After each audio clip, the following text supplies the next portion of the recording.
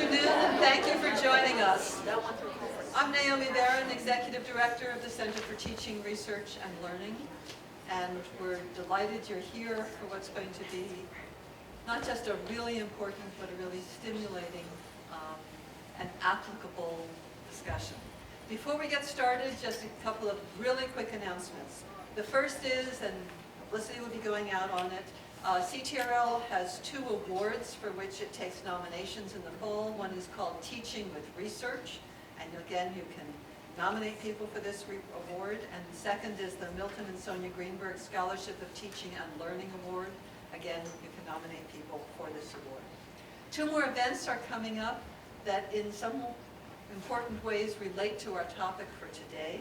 The first is an event on Monday, this coming Monday, October 24th, called Classroom Climate and Faculty Engagement. You should have, if you're a faculty member, gotten an invitation to this and been able to register for it. It's 1:30 to 3 in Mary Braden 245 upstairs. And then on, I should know what day of the week this is, but it's November 15th for sure.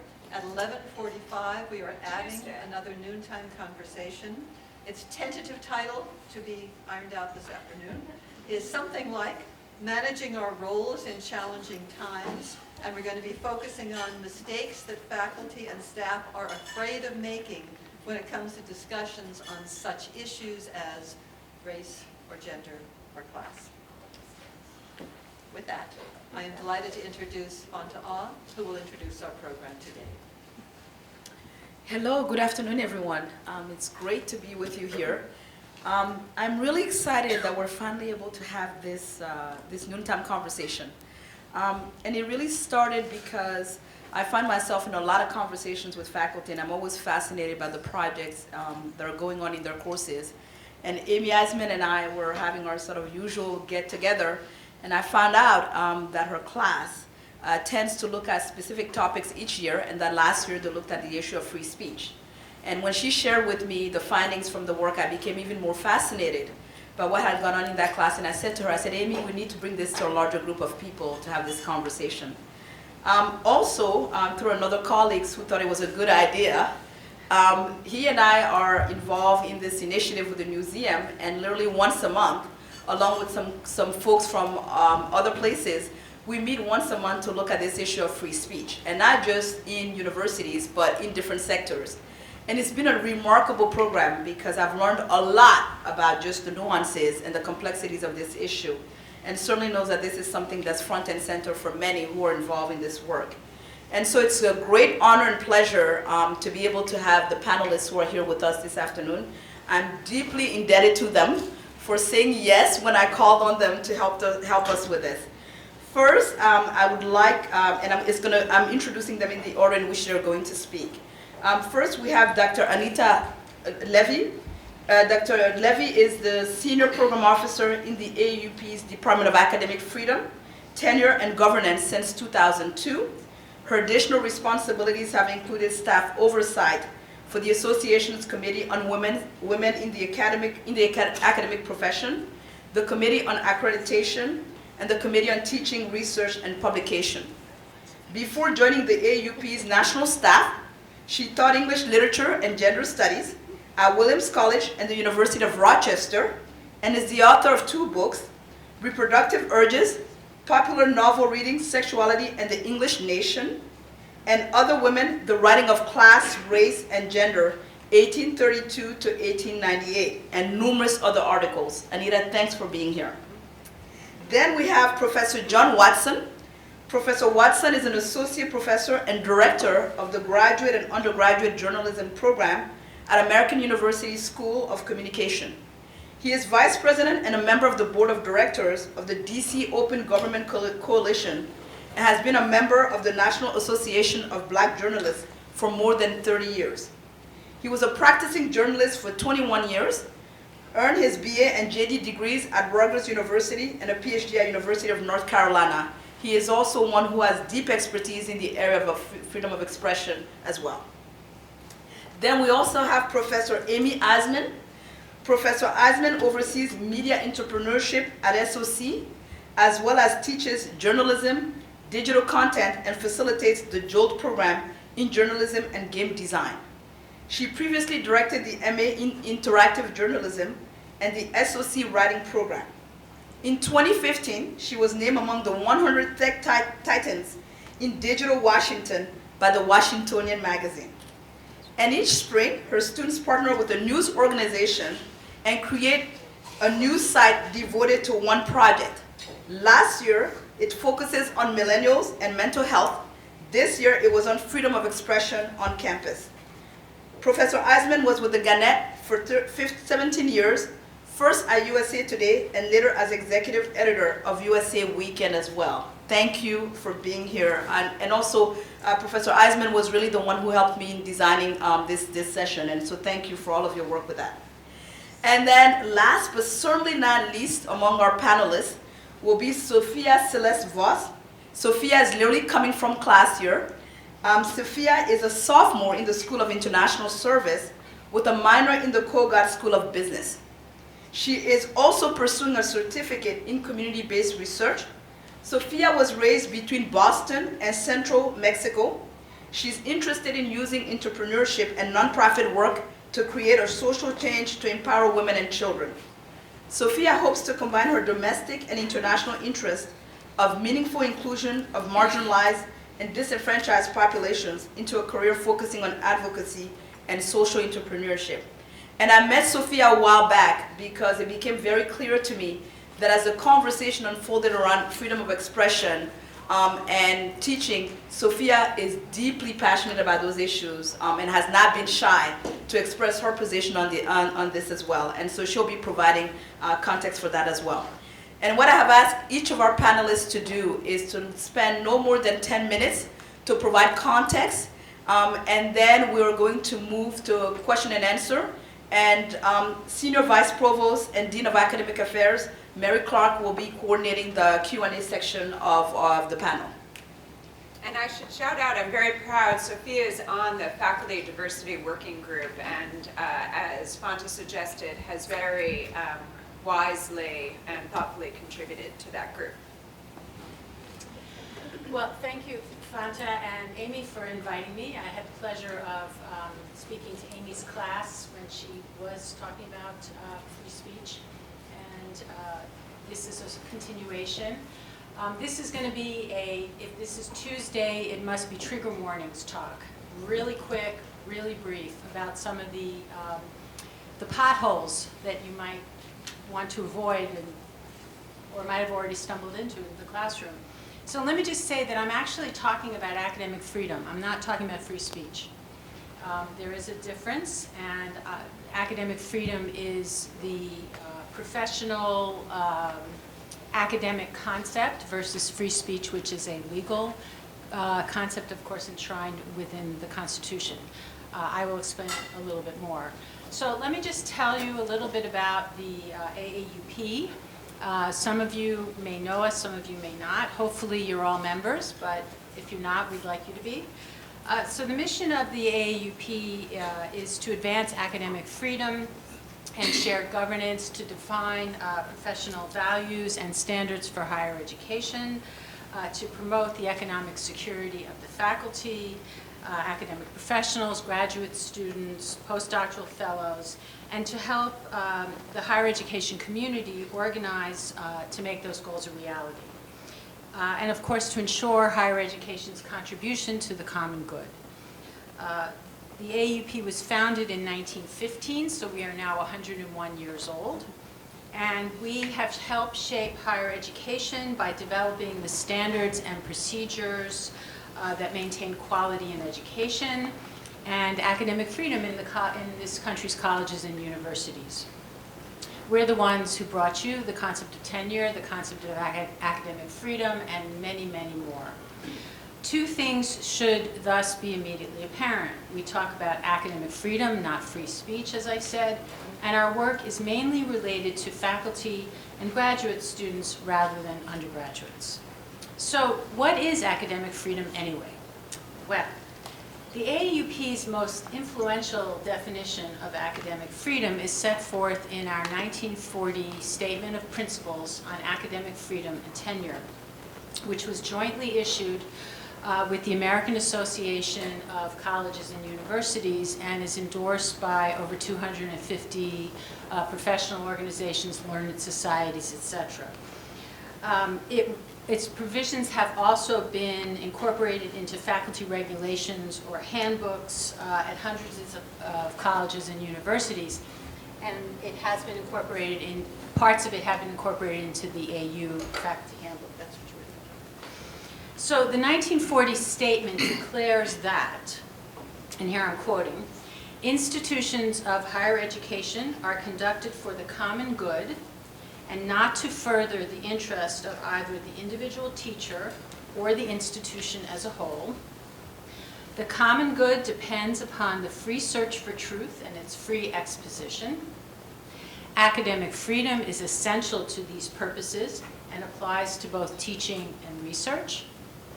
And tenure is a means to a certain end, specifically 1, freedom of teaching and research and extramural activities, and 2, a sufficient degree of economic security to make the profession attractive to men, that's what the 1940 statement said, and women, woohoo, and on. I mean, other categories as they apply.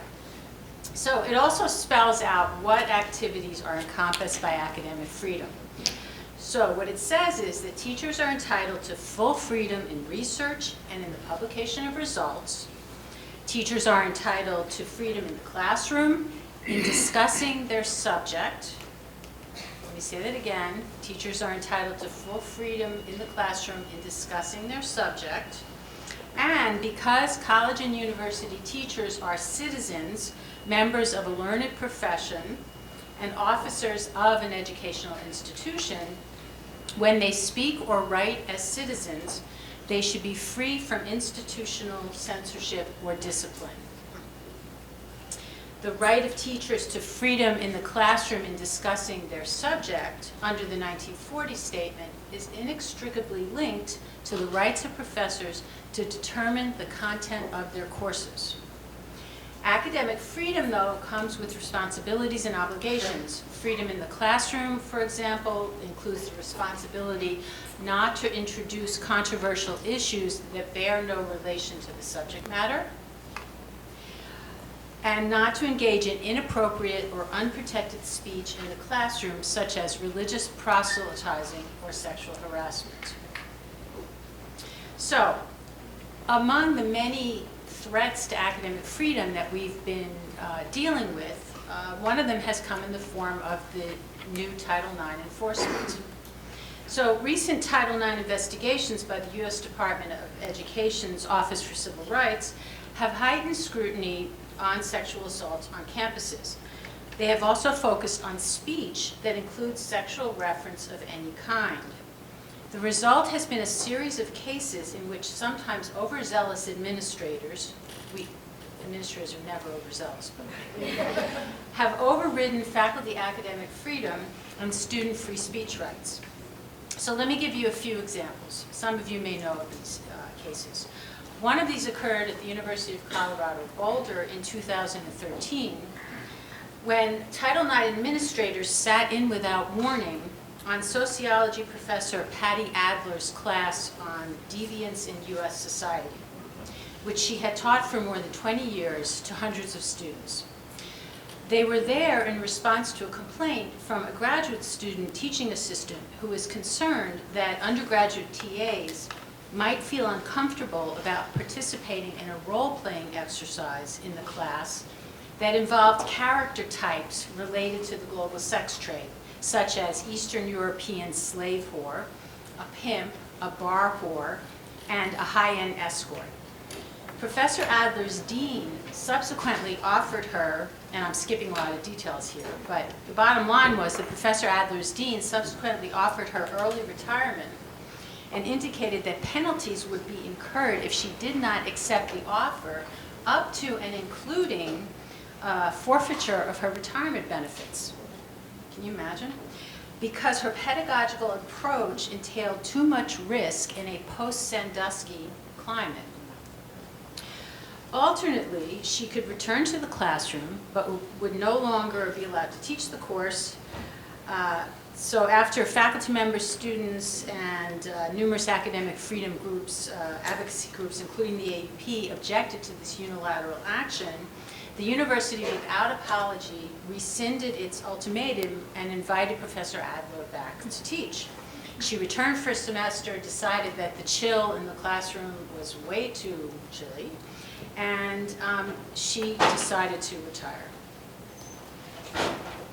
So the AAUP recommends that college and university administrators incorporate policies on academic freedom in all Title IX policies. These policies should distinguish between speech that fits the definition of hostile environment under Title IX from speech that some may find hurtful or offensive, but is protected by academic freedom. Now, this is a very abbreviated discussion of academic freedom in Title IX, which we put out a report called The History, Uses, and Abuses of Title IX. And it's available on our website. It's about a 60-page report. It was written by a subcommittee of women, one who is our chief legal counsel, and it's dynamite. If you don't have time to read 60 pages, there is a short executive summary that's also available. Okay, so moving right along, let's move on to trigger warnings. What's wrong with trigger warnings? Well, the AAUP report on trigger warnings calls the demand that teachers provide advance warnings if they assign materials that might trigger a difficult emotional response a current threat to academic freedom. Now, why would trigger warnings be a threat to academic freedom? Well, the demand for trigger warnings creates a repressive, chilly climate for critical thinking in the classroom. Institutional requirements or suggestions that faculty use them, quote, interfere with faculty academic freedom in the choice of course material and teaching materials. And if you recall, there was a hubbub at the beginning of the semester at the University of Chicago over this issue. And what we do say, though, of course, is that voluntary trigger warnings may be okay in certain circumstances, but their use may negatively influence students' learning experiences. For example, they may skip passages or focus on one aspect of a text or a film while missing others. So for example, if you're teaching Anna Karenina and you give a trigger warning about suicide, there's about this much of the book that you're going to miss if you're just focusing on the fact that there's a suicide in Anna Karenina. What the AAUP also says, and I'm sure many of you understand, is that some discomfort is inevitable in the classroom if the goal is to expose students to new ideas. What I always used to say to my students, if you go to college to learn what you already know, then there's no reason to go to college. Trigger warnings also, we say, reduce students to vulnerable victims rather than full participants in the intellectual process of education. That the classroom is not the appropriate place to treat PTSD, and that triggers are notoriously unpredictable. So, for example, if warnings are required or expected, anything in a classroom that elicits a traumatic response could potentially expose teachers to all manner of discipline and punishment, because you just really never know.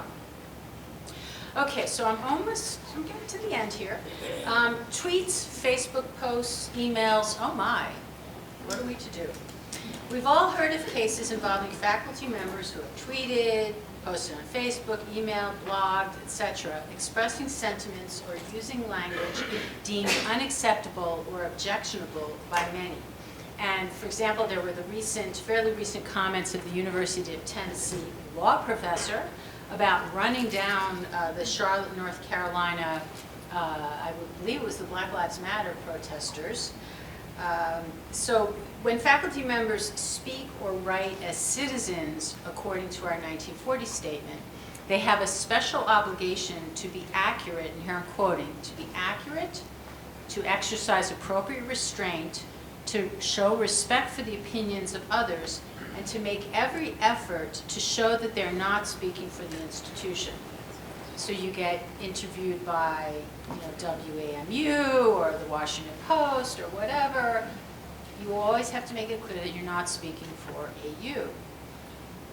So, but an administrator may decide to file charges against a faculty member if he or she feels that the faculty member has failed to observe these admonitions and believes that the professor's extramural speech raises grave doubts concerning the professor's fitness for continuing service. So any judgments that's made about a professor's conduct, either in the classroom or outside the classroom, should always be related to their fitness, a judgment about their fitness to continue doing their duties as faculty members.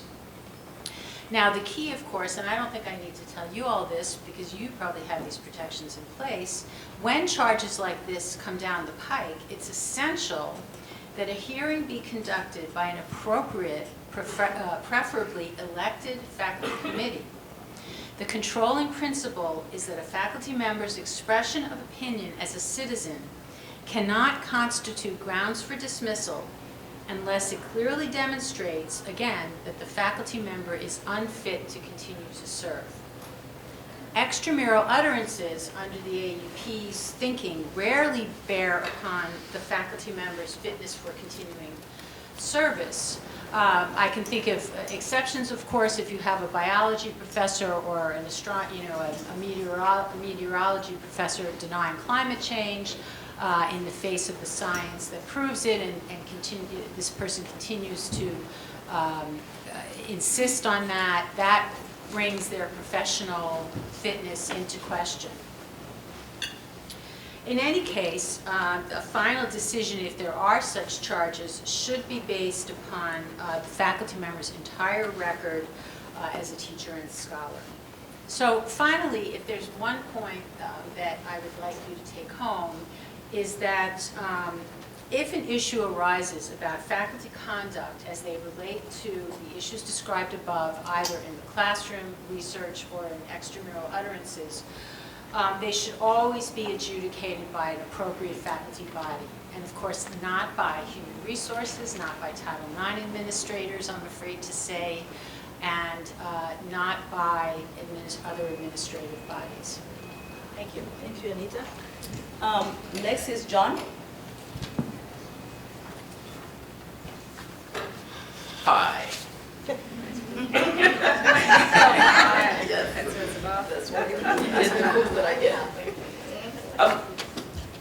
I'd like to start with some basic assumptions that I make and that I use as a basis for a lot of my teaching. And one basic assumption I have is that just about everybody believes in free speech. Second assumption is just about nobody believes in free speech. Because no matter how much freedom you would accord to speech, you will draw the line somewhere. I had a class in obscenity, and it took us a long time to get to that line, but we got there. Everybody believes at some point your freedom to speak has to be curtailed. Our conflicts arise when we disagree on where that line is. So let's not talk about freedom of speech. Let's talk about proper limitations on speech. The concept of free speech is totally inimical to human nature. The word communication shares the root with community.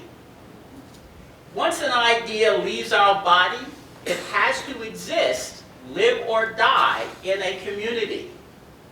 And if this idea is too ugly, we're going to kill it. And we don't care what the rules say. Most of what we talk about, when it's important, is rooted in our moral values. And moral values are the substance of who we are. I am a good person because I am a moral person. You are a bad person because you are an immoral person. And when you say immoral things to me, in order for me to be a good person, I have to slap you down. If I tolerate evil, I am evil. Tolerance? Not for evil. Never. Because I become evil I question my own goodness. No, you can't speak too much. There's a line. When you say really immoral things, you challenge me. And if I tolerate that, I question the validity of my own moral values.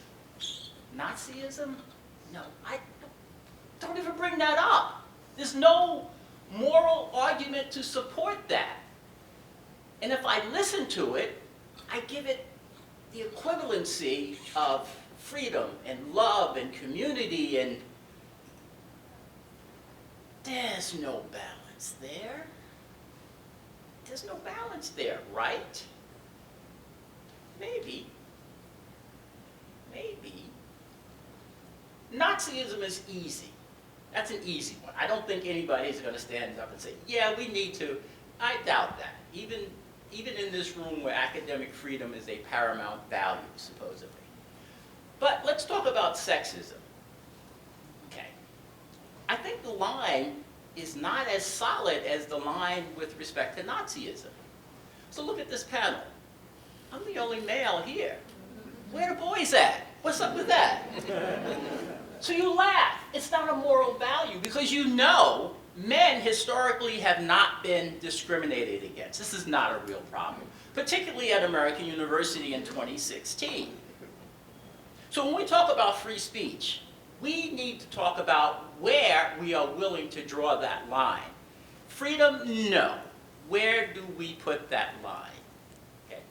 So that means we have to examine the moral values that are embodied in the speech we seek to protect or punish. And that's an ongoing discussion. That line will move. That line will move. And to really become a supporter of free speech, we have to push back against our natural instincts. Learning, I submit, is in many respects a natural human instinct or natural human process. And speech, if we believe in this theory of the marketplace of ideas, goes against that. Okay, I'm sure you all know the marketplace of ideas, but I'm going to say it again so it works into my presentation. The marketplace of ideas says all ideas should be allowed into the marketplace. That means all people should be able to hear them so they can choose to purchase them or leave them on the shelves. And it means that the ideas should conflict, should compete with each other. And with a level playing field, the better idea will win. That's hogwash. We know the best ideas do not always win. We hope and pray that eventually they will win, but it's not a foregone conclusion. We hope and pray, and we somehow still believe that the best idea will win in the final analysis. We don't know that to be true. We hope that process works. But the process doesn't really work. It doesn't really work. The marketplace can't really exist, except with respect to ideas we really don't care about. Nazism and anything, right? Is there a competition there? Is it worth our time to listen to those ideas butt heads? Nope. Nope. Democrats and Republicans? Oh. We can let those ideas butt heads. Conservatism, liberalism. Because we don't care as much about them. Amoebas and plankton. Oh, that marketplace is really open. Sadly, we afford more freedom to discussions about things we don't really care about. But the things we really care about, the things where we really need to find the true path, we afford less freedom to that. And it's natural. We have to learn how to get beyond that. If I come to a discussion about an issue I care about, I have already formed an opinion. Right? I really have. You came here because you care about free speech. How much would it take me? How long would it take me to convince you that free speech is a terrible idea. It wouldn't happen. As brilliant as I am, I could not do that. And you would fight me every step of the way. The best I can do is perhaps sharpen your idea of what free speech actually means. And perhaps help you understand that being tolerant of other speech is a skill you have to work at again and again. It is a skill that requires you to cultivate self-doubt, to recognize that even though I believe this, even though this is part and parcel of who I am, I can be wrong, and I'm willing to listen. Listening to someone who wants to change your mind is fundamentally submission. You must submit. But how do you submit to someone you consider to be wrong? Very difficult to do. My wife taught me how to do it. See, that's funny, right? That's funny. Because you know, there's no real oppression between my wife and I. She's 5'2" and I'm pretty big, right? So there's no violation of free speech there, right? Because you don't really care about it. You don't see that as happening. But if I were to say, my wife submits to me, oh, there'd be an ominous silence because there's a problem there. Okay? So I think as we move forward with this discussion, we have to recognize the value systems that are at play, and that it is difficult to really embrace the concept of free speech. Thank you, John. Thank you. Amy. Who wants to follow Dr. Watson? Can you guys hear me? Yes. Well, I would say that regardless of the guidance that we have for professors and of the moral standards that we have in a classroom, this is a complicated topic for students. And what we learned from a survey we did is that it really depends on who you ask. Each spring, my class called the Writing and Editing for Convergent Media class dives deeply into a topic for the whole semester. And we partner with a journalism organization. For the last couple of years, we've partnered with NBC4 in Washington. One year, we looked at vets returning to campus as students. Everything is focused on millennials. One year, we looked at hunger in D.C. Last year, we looked at mental health in millennials, which was a huge eye-opener for me. This year, we focused on freedom of expression. And I will tell you, in my half-dozen years of doing this, this was the most difficult project that I have worked on with my class. We called this project, and I'd like you to, if you get a chance to look at it, please do. It's called voiceless.com, and it's voice-less.com. The students learned by doing this that it's a very complicated matter, that it's very layered, and that words matter. The students did a survey. I'm not going to pretend to all the statisticians here that this was a scientific survey. This was a survey done by sending something out over email to universities across the country. And they did it for a month. I think it was from March to April. The results reflect how deep the complexities are of this conversation on trigger warnings, on safe spaces, and some other matters. We had about 300 respondents, which was actually a really good turnout. We had dozens of universities that took part. I would say the most surprising to me from a baby boomer, non-millennial perspective was that 4 in 10 students said they're reluctant to speak up in class because they're afraid of offending somebody or coming up with an opinion that's a minority opinion, and that they're not welcome to say it, or they will be criticized for saying it, or there'll be an aggression for saying it. 6 in 10 college students at the same time said that they felt that college students were coddled somewhat or very much. Although coddled is a weighted word that we discussed probably a half a class about whether we should use it or not. They are also confused about who should monitor classroom issues. 6 in 10 backed trigger warnings by concept, and also thought that universities, which of course I wouldn't necessarily support, should get into the yik-yak issue. And I think that would be going down a slippery slope for universities, but they are in some places doing that. But there was an ambivalence from the students about the use of by professors of trigger warnings. I mean, I think the sense I got from them that they really wanted to follow kind of a common sense guidelines. They didn't want the university to tell them what to do. They didn't want the professors to tell them what to do. They wanted to see on a case-by-case basis what was the way to handle this. We learned perhaps that the language itself gets in the way of this discussion. So we did a survey and we called it the Freedom of Speech Survey. And we didn't get as many respondents as we liked. We had good diversity, but we didn't have good diversity by numbers.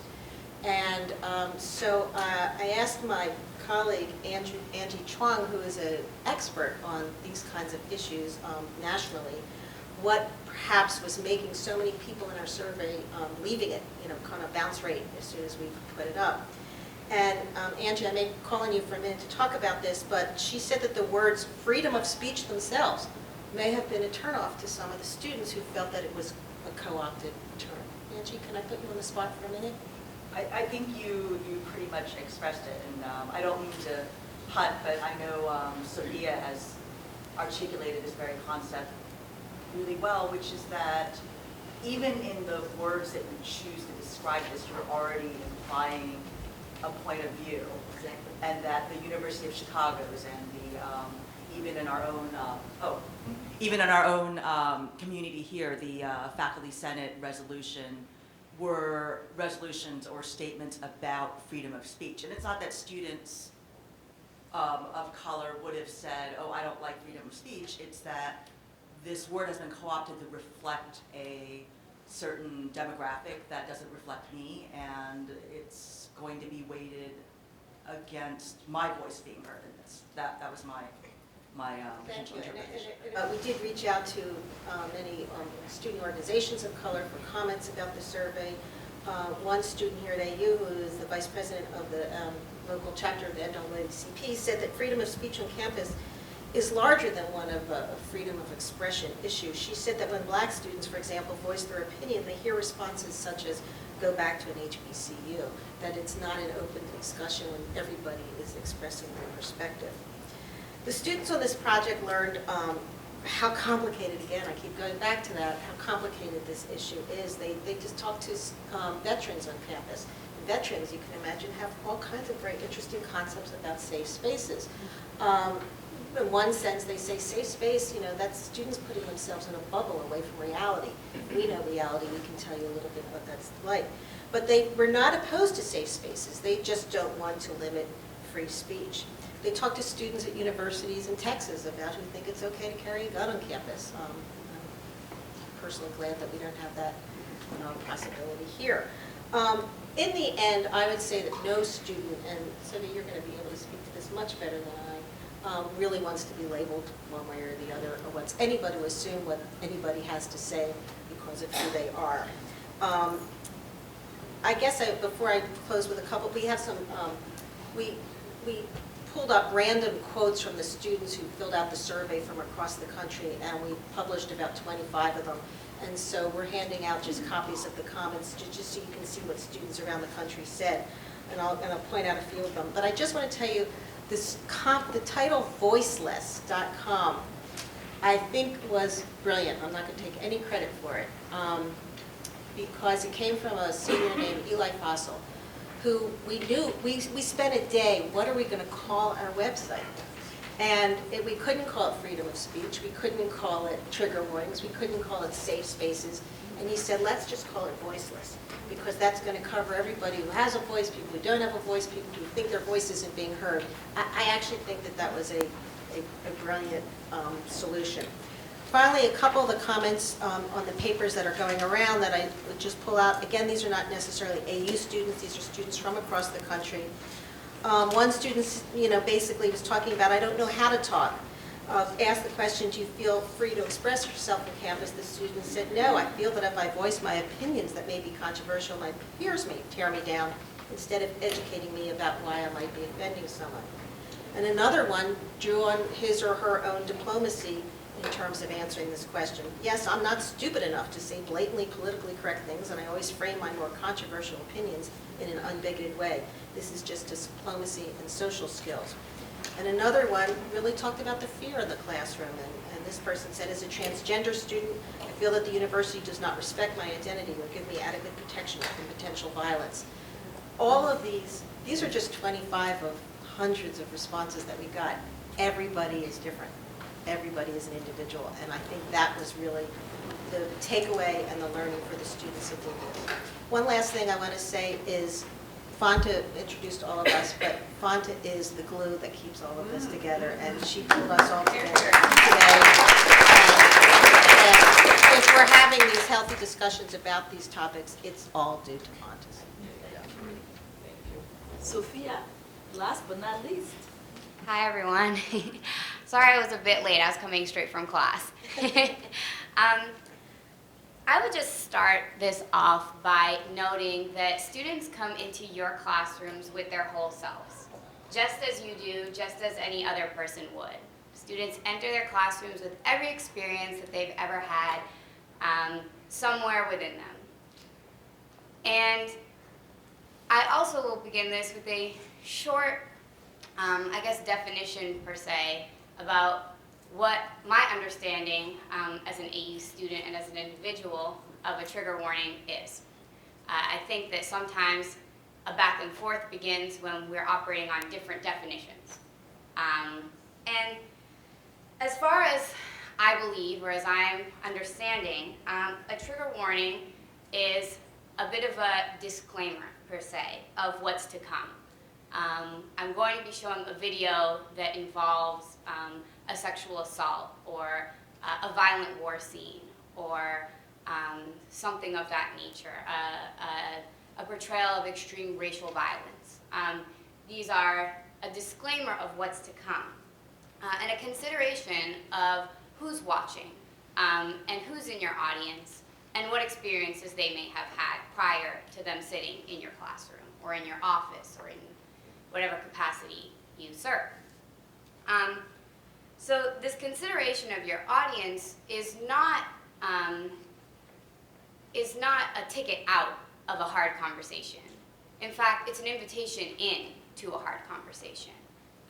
It's a ticket to prepare oneself to engage with challenging material that is coming. I think sometimes we get hung up on the idea that trigger warnings are just students who don't want to do hard things, and that's not true.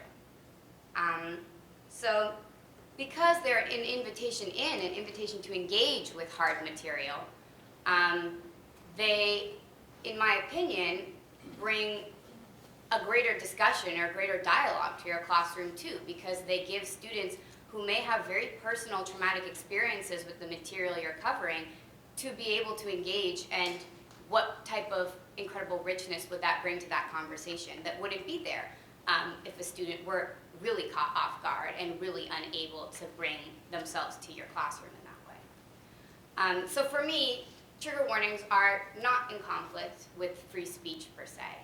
They don't stop students from engaging with material. They don't say students don't have to do hard work. So I preface it with, that's what I see as a trigger warning, and I speak as an AU student and also an individual, right? Next, I would share a story with you from an undergraduate AU student, and she invited me and gave me consent to share her story with you today. So she knows that I'm sharing this. And she said that she, as an undergraduate student at AU, experienced rape on campus in her first semester freshman year. The next day, she got up and went to class because there's attendance policies, and so she attended her class. And within a week or so of what you can imagine would be an extremely traumatic incident, she had a professor who showed many photos or a video of a very violent sexual assault in class. As you can imagine, that would be very triggering for her. And she began to tear up in class a bit, and she was kind of visibly emotional about the subject matter. And the professor turned to her and said, you should get over it because this is what the real world is like. I hope that that's very troubling to you. And, you know, as though she didn't know exactly what the real world was like because she was raped in the real world, right? So for her, as a student who studies gender and conflict, she knows what she's up against. You know, she knows, you know, I've heard a few times that, oh, my syllabus is a trigger warning in itself. So she knows the subject matter she's going to be engaging with and has chosen to engage with. But I am concerned at times by the idea that the university is okay with trigger warnings but wants to leave them completely up to faculty discretion. Because while there are many faculty who, you know, do a great job of inviting students into challenging conversations with care, do we let other faculty off the hook and say that other faculty have the ability to make their own decision about how they want to bring this material up, and as a result, if a student, if a faculty says something, remember as they did to Becca, well, that's their discretion of their academic freedom, and that concerns me, because I think that while we can't operate with the idea that most of us have the best intentions, I would say that highly insensitive comments or somewhat insensitive comments are perhaps more frequent than some may realize. So especially I think given the statistics of our country and of our university, it's important to keep that in mind, right? AU is about 65% women and girls, and between 1/4 and 1/5 of girls and women will experience a rape during their time in college. And we also know that 2/3 of rape are never even reported. So those numbers, you know, they're definitely kind of watery, and perhaps much, much higher. So statistically speaking, these students are in your classrooms every time you teach. You know, there's no way to avoid that. It seems to be quite a fact. And no one is asking professors to become a social worker or a doctor or a psychologist when they're not, but simply to pertain to a responsible community of care, and a responsible community that wants to use intellectual freedom to further our dialogues in a way that is much more meaningful by providing students with an invitation in to very hard conversations. And I think that it's really important to remember who your audience is. When it's easy to get involved in kind of discourse and debate and these kind of conversations about, you know, we're an academic institution and we love that, but at the same time, you know, who are the real people who are going to be affected? Because you may not know who they are, and you won't know who they are, most likely, but they're absolutely around you. And this is a very specific example, right, about sexual assault, but we could talk about these issues in terms of many different groups on campus. This is just one example. So I think that that's something to keep in mind about how are we going to be responsible members of our community and really just do the right thing when it comes to these topics, because it's the right thing to do, but also because it furthers our mission as academic people in an academic space who want to have important conversations, right? And I think that at the center of this all is really just considering your students and your peers in general, mental and emotional health and well-being. It's to me not a political issue, not about liberal or conservative.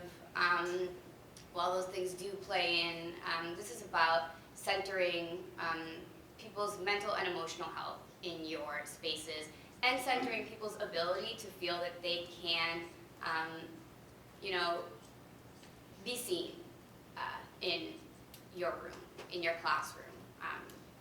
And I think as faculty, you have a very important and in a very significant position to be able to do that. And I, you know, would urge you to take advantage of the opportunity to center emotional and mental health, especially for students who may not always have an emotional refuge. I think sometimes there is a bit of a blindness amongst people who are not students, and students are here all the time. I mean, I live in Hughes Hall. I wake up every morning on this campus. I go to sleep every night on this campus. I eat 75% of my food on this campus. Everything I do is really on this campus. And I mean, I also work off campus 2 days a week, but there are lots of times when I don't, and I'll, you know, like look at a calendar, and this happens to friends all the time, realize, oh my gosh, I haven't stepped off campus in 2 weeks, you know? I mean, that's quite different, I think, than faculty who go home to a house every night and a family or a very different environment, who may not come to campus 5 days a week, who may not, you know, depend on this campus for all of their resources in the same way, who may have other emotional refuges or security networks outside of this place, whereas students don't always have that. And I think that it's important to consider the profound effects that you may have on your students in your classrooms, which is why I urge you to be open to the concept of things like trigger warnings or safe spaces, because I don't think that they're in conflict with our intellectual freedom, with our academic unfettered discourse. That's not what it means. It's really about considering who is around me, how am I going to be a responsible member and a responsible leader in my community that is supposed to be one of care. How do I focus and center students' emotional health and well-being, students' mental health and well-being? How can I see something that I may not be experiencing from a perspective of people around me? How do I consider how to invite people into the conversations that I want to be brave enough to lead? Thank you. All right. I always say that I have the great benefit of navigating the various worlds at AU, and believe me, there are multiple worlds here at AU. And one of the things that's become very clear to me as I've talked to faculty and as I've also spoken to students is really how dangerous binaries are, and how so much of our conversation tends to center around binaries. It's this or that, as opposed to really thinking about the complexity of these issues. The other thing that also is very evident to me in my conversations, particularly spending a lot of time with students, is that I think there are times when we don't give them enough credit for really understanding the complexities of these issues and their ability to really articulate to us and challenge us on so many levels about how those nuances really matter and why they matter to the educational mission that we have as an institution. And so I just wanted to put that on the table. Great. Well, as I've shared with both Fanta and Sophia, I believe, I think the faculty and students here at AU are much closer together on many of these issues than the press, for example, would make us appear, because that's not an exciting press story if we're really largely in agreement. And now I'd like to open it to the floor and would love to hear your questions or comments. And I think there are folks with mics who can help project your voices. Thank you.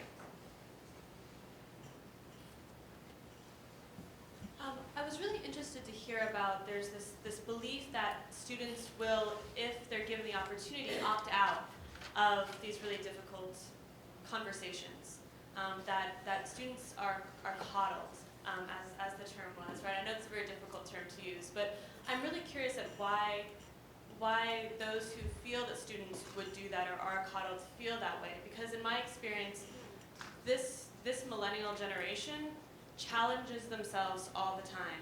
We have this generation studied this abroad, I think, more than any other generation before. As a returned Peace Corps volunteer and a Peace Corps recruiter, I can tell you that there are more people are applying to go into Peace Corps, which is an extraordinarily challenging experience than ever before. And this is also one of the most diverse groups that has ever, like the most diverse generation. There are more people who identify as a minority than any other. So I'm kind of curious, because based on the experience that I found, these are not students who want to opt out. They don't want to not be challenged. They seek out challenge. So I guess my question is, why is there is this assumption that they will? Right? Why is there this assumption that students are coddled? I'm not sure it is an assumption. Amy, in her survey data, shared with us students' responses to these questions, but maybe you want to elaborate some. Part of it, I think, might have to do with the makeup of the responses. Can you guys hear me? No, you need to speak louder. Can you hear me now? Yes. I think that might have had to do a little bit with the makeup of the respondents that we had at the survey. I'd like to get away from the coddle discussion and move it more into my feeling from students, and I think that we heard this too, is don't make assumptions about us. Don't have the university tell us what to think. Don't have the professor tell us what to think. Take it each time that it comes to you. And I love this idea of making us use the word mental and emotional refuge in the classroom. I think that's probably the direction that the best universities will be able to go in. In terms of people feeling coddled, I think it's probably something that the media did pick up on, and that word became co-opted as well. When you dig deeper into the survey results, they don't really feel that that the universities are doing this to them. Other thoughts of the panelists? Thank you. At the risk of being the devil here, I want to say that I'm very interested to hear about this notion of the classroom as a community of care. And I thought your talk was great, and if I was your mom, I'd be really proud of you, because I wouldn't have gotten up, with all these faculty members. But I guess my assumption is that the classroom is a place of learning, and they're not necessarily antithetical. And by the way, I don't think there's any trigger warning against being a jerk. That story you told about your friend and the faculty member who said what they said. I mean, a trigger warning wouldn't have helped that person, I don't think, if they gave it. But there's a different idea at work here when you talk about a classroom as a refuge and a community of care. It makes it a little bit sound like a therapeutic space as versus a learning space. And the two are not necessarily mutually exclusive, but sometimes they are. And that's the hard line, I think, that faculty members walk, is being able to educate students to, for example, we know of law professors who can't teach rape law anymore because the students, and these are female faculty members who fought hard to teach rape law, are finding that they can't teach rape law because it's too upsetting to their students. So, I mean, there are all these challenges to these two ideas coming together, and I think that's a really, really difficult line to walk. And your example of the rape law, having been a law professor, I have heard other faculty say that they are sympathetic to the idea of trigger warnings, but that may refer to what the faculty member is framing for class discussion. But apropos of having sat through discussions of rape in law classes, the faculty member may not be able to control or fully anticipate what other students are going to say in class. So how does that play out further? Interested in whether other panelists have comments about that. More food for thought. I know I saw other hands in the room. So Marilyn? I think some of, Yes, it's on. I think some of this relates, I mean, my background's in development, so that's my bias and my lens, is looking at the impact of social emotional development on learning. And when Sophia started by saying, you get a whole person who comes into your classroom, you could come give that talk in my class, because I say that all the time. So when we're talking about the impact that a student's life has on their ability to learn, we're not separating learning or emotional or social development and saying one is more important or one is more relevant. It's that you really can't separate them. So that's, and I think that the idea of coddling, which I hate that term also, comes when we talk about scaffolding experiences for students, helping them learn to learn, and then people say, well, they're supposed to already know that, so you're coddling them. No, it's called scaffolding. It's called teaching them to do it, and then when they've learned it, we no longer have to help them to do that. So I think a lot of this has gotten caught up in the fact that we either choose academic learning or we choose social emotional development, and I think the truth really is that one informs the other. Because you do get a whole person. Little heads don't roll into classrooms. Other, yes, thank you. There's a mic. Thank you. Yes, the panel over and over said how complicated things are on this issue. And while I agree there is some complication, I think in some ways we're making it way too complicated. I mean, I, like many other people here, have children.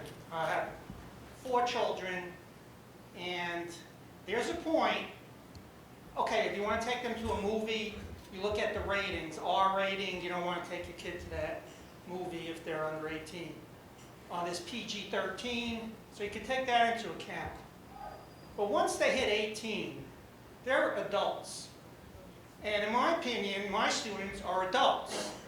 And yes, students could be very sensitive, and so could adults. So at the point they enter my class, I treat them as adults. I don't know what a trigger warning would be. If students are worried about what's in the course, there's a curriculum. Take a look at that.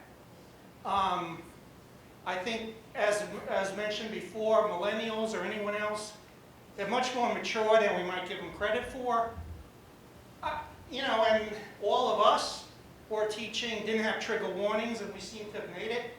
So I sort of think that we're sort of making too much of this, that they'll do fine, they'll graduate in 4 years, they'll move on, and we don't need to spend all this excess energy trying to protect students from emotional issues or concepts that will disturb them. Disturbing is good. That's what I think intellectually. So I don't know if I would agree with most of the people here or not, but I don't really see that a problem in my class, that the students are getting too emotionally overwhelmed by what I have to say or other students have to say. Any responses by the panelists? Sophia? Yeah. I would guess, I think, I would agree, you know, students in your classroom are adults. I'm an adult, you're an adult. But I don't think that that detracts from the responsibility to be a member of a community of care. I think that we should all treat each other with that care. I don't think that it is coddling, because I don't think that it only extends to students or minors or some specific group of people in our community. I think it can be more widespread than that. And I guess I would say a trigger warning, you know, I just don't, I think it's more of it's not that something awful may happen if not received all the time. It is more of an opportunity to be seen so that those students can engage with the material that you're putting before them in a way that you may not understand that they wouldn't be able to otherwise. So not so much something that will cause terrible harm if not done, but something that can invite people in and give students an opportunity to be seen and feel understood enough to, you know, have a certain amount of trust. And I would say also, you know, give yourself a little more credit, you know? Give yourself a little more credit for the type of things that your classes can bring up and cause for people. I don't think that they're that insignificant, that, you know, we were fine without them, so it's fine. You know, and I think also on that note of I do hear like, oh, this wasn't necessary for another generation, so why is it necessary for this one? I think my response to that is that, first of all, not everything was probably fine for another generation necessarily. Maybe I wonder that sometimes at least. And second of all, this is a different demographic in our university than was here in a different generation. You know, this year of AU students is AU's most racially diverse class ever. It is the most Pell eligible class ever, 1 in 3 students. That would have been unheard of in the past. Universities did not used to be majority women. In fact, there were times when there were no women. You know, so what you say may have different implications on people's different social identities. And the social identities of our universities are changing. And, you know, that shouldn't be taken lightly. That's why students are coming in and wanting to study different things as a result of it. Students are coming in with different interests, with different paths. And that idea of a whole person in your classroom, I don't think should be taken lightly when given the profound effects that your education has on you. You know, I wouldn't say that everything will just be fine, it's not that big of a deal. I think it is a big deal, you know? What you learn in the classroom, your classroom experiences, that is a big deal. You know, you should give yourself some credit for how important that is, and how profound the effects can be. Can I tag on to that very quickly? Because I really appreciate the comment that was made, because that's a comment that is very much real, and it comes up a lot of times. The only other thing that I would add to the comments around, is it that, you know, this generation is more sensitive, or is it that, you know, people before were just tougher? I hear that a lot. And one comment that I will make that is really very much in line with what Sophia said is that, you know, it is the case that for the generations before, and specifically I'm going to talk about race, these were the types of things where if you are in the privileged position, of course this doesn't affect you. It does not mean that for those who have been marginalized for the longest time that they've been marginalized, that it hasn't affected them. The difference was when I would hear racist comments in my classroom, I was conditioned to believe that because I was here for an education, you suck it up and you let it go and you move on. That is not education. Other comments? I see we have just a few more moments. So Russell, and then over here. Okay, so Sophia, in reference to the example that you gave, which I thought was an excellent example, and because I'm the type of professor in my class, I have a big mouth. And I always suggest students, faculty, anybody I come in contact with, if you have a big mouth, then use it to smile, first of all. So in the example that you gave, the professor, not knowing who he or she was, but I think you said it was a he. I don't know. Okay, so let's leave it as genderless. But they didn't have the foreknowledge that one of the students that they were talking to, and maybe more than one, actually had experienced what you're getting ready to see in this example on the screen. And as I started to, I play a lot of film clips in my classes, so I always have to, not necessarily give a trigger warning, but I always acknowledge the fact that I may be talking to someone who's experienced this. I may have people in the class who have relatives who lost their lives in the war, or who have drug problems, or who have whatever we're portraying in the scene. So I try to leave the class with the impression that I'm not saying that, you know, this is life, yes, but how can you be prepared, or how can you better handle something like this if this should occur to you or happen to you or somebody that you know? And I try to leave it as that, as opposed to saying, hey, you know, it is, because life is hard. Nobody gets out of life alive, apparently, even though I'm trying. There's a lot of medical evidence to the contrary. But But would you say that that may have been a better way to handle that particular situation as a student? Because I know each generation does have different challenges, and I agree with Fanta. I mean, the AU that I attended in the 70s, we had some pretty vigorous discussions. I mean, in the class, on the quad, and then some of these people ended up on television. But again, each generation needs a different sort of maybe filtering. I hope that's the right word, but you know, whatever, when you get me, you're going to get me. I'm going to be myself, but I still want to make sure that the students are leaving understanding that this is a safe space in the sense that all opinions are valued, but I'm not going to let you disrespect someone else in my class. That's where I draw the line.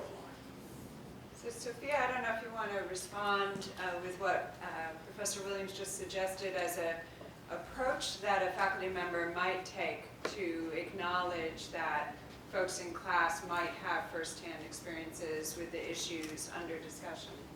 Yeah.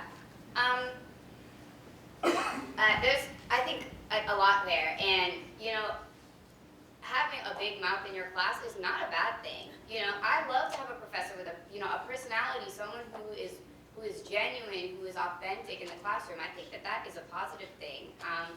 And I guess I would also, I hope that it's okay if I put Christine on the spot, but not in a bad way, like at all, just really quickly. Because, so Christine Gettings is, as you, I'm sure know, leading the alt breaks, and I'm leading an alt break to Cuba this summer.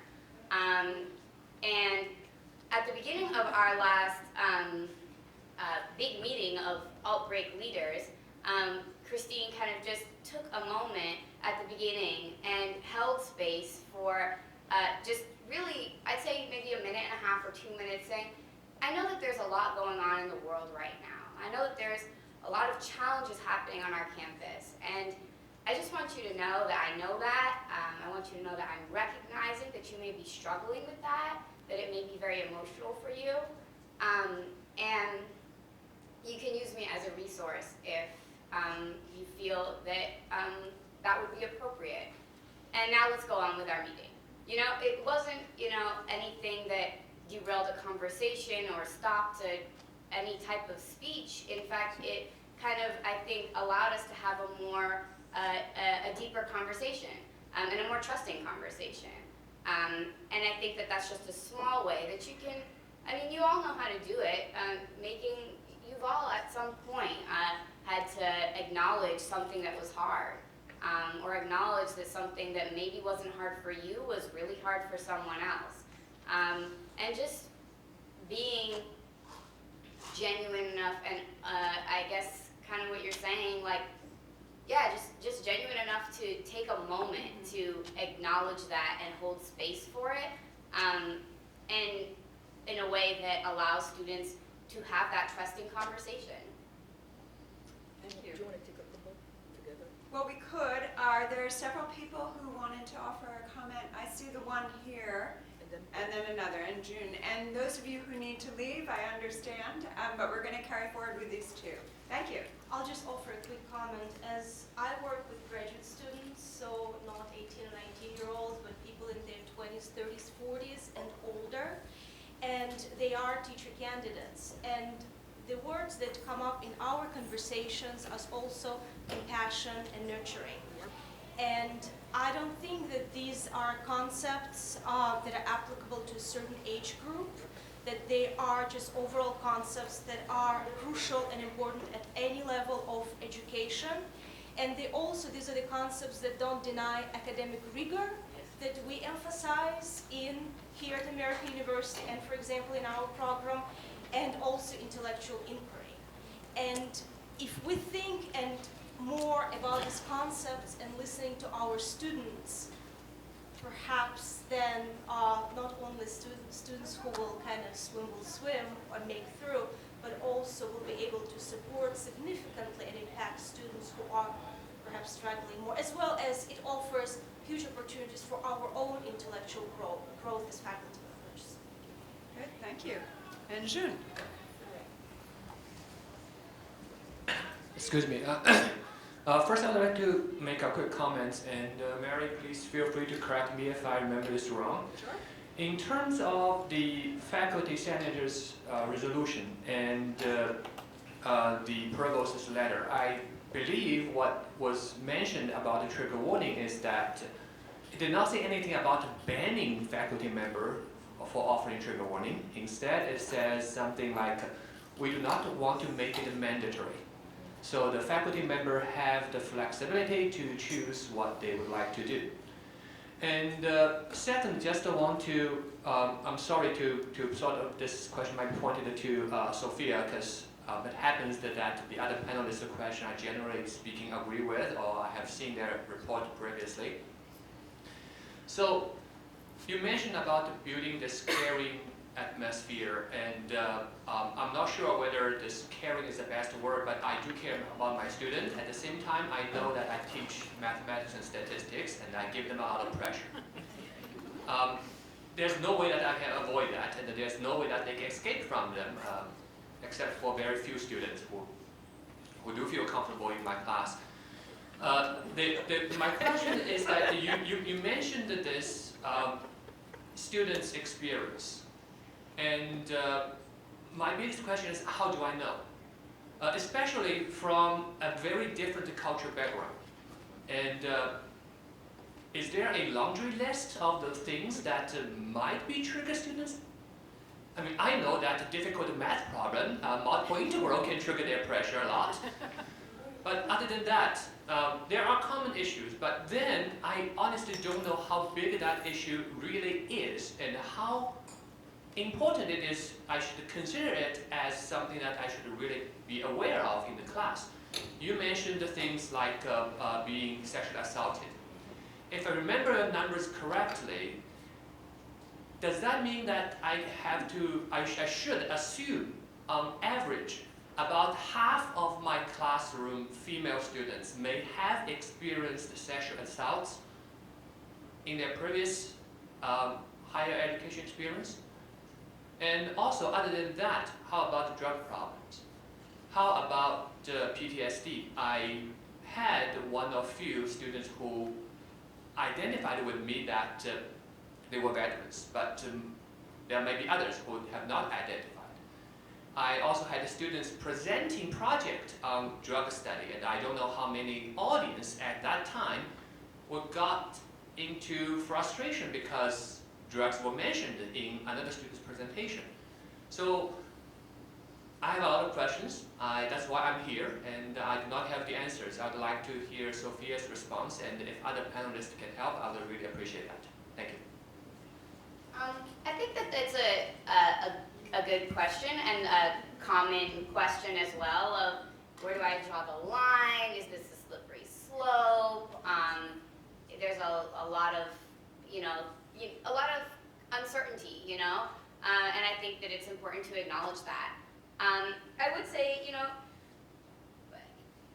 don't know who's in your classroom. You don't know what people have experienced, and you may never. Right? You may not have the privilege of being on the inside of someone's experience that you don't know, who you see, twice a week, and talk about perhaps something like math too, right? And because you don't know, you can't make assumptions that everyone is just fine, right? And I think it is in anyone's best interest, and in this case a professor's best interest, to recognize that you can't make assumptions about who's there or what they've experienced, but you can understand statistically, what's true. And you can understand from conversations you've had with students, things they may have experienced. And that goes into, you have to have conversations with students too. I mean, there's students in your life every day, and, don't be afraid to, I think if you make those acknowledgments to students that you recognize something may be challenging for them, then students are more likely to be open with you about what their experience may have been or what another experience or a general feeling may be. And yeah, I just say, don't make assumptions, and, you want to play, at the same time there's a difference, right, between talking about a chemical compound of a drug and drug addiction, right? Those things are not always exactly the same. So, you know, we can institute some common sense into how we handle ourselves, and recognize that we're really concerned with, I believe, trauma and emotional and well-being, as opposed to just kind of something that's a little bit, you know, reminiscent of something else. Thank you. Anita? Yeah, who among you in this room knows whether you're a mandatory reporter or not? You do know. Are you mandatory reporters? Yes. Are all faculty mandatory reporters? Yes. Okay, well, it gets complicated again. There's that word with Title IX. Unfortunately, I mean, certainly having been on the receiving end of a lot of student confidences about sexual harassment back in the day, I know that students do tend to confide in faculty members. However, with the new Office for Civil Rights requirements of mandatory reporting, and by the way, Title IX does not require all faculty to be mandatory reporters. The university has done that. That's a decision that the university makes, and there have been faculty who have resisted that designation. That's another sideline, and I'd be happy to speak with you about this on the side if you'd like. But if you are mandatory reporters and students do begin to talk to you about their experiences with sexual assault, for example, then a whole set of other mechanisms may kick in which become difficult to deal with. So this is not to say that you don't want to encourage your students to be open with you, but it puts you in a difficult position, especially faculty members who teach gender studies, queer studies, literature classes, writing classes. It might not happen as much in math and statistics. It might, though, but you know. So these are all issues to consider as well in relation to the classroom atmosphere. I would like to take this opportunity to thank our panelists and for sharing very candidly their thoughts about voice, shall we call it that, and issues of expression. So thank you all for joining us.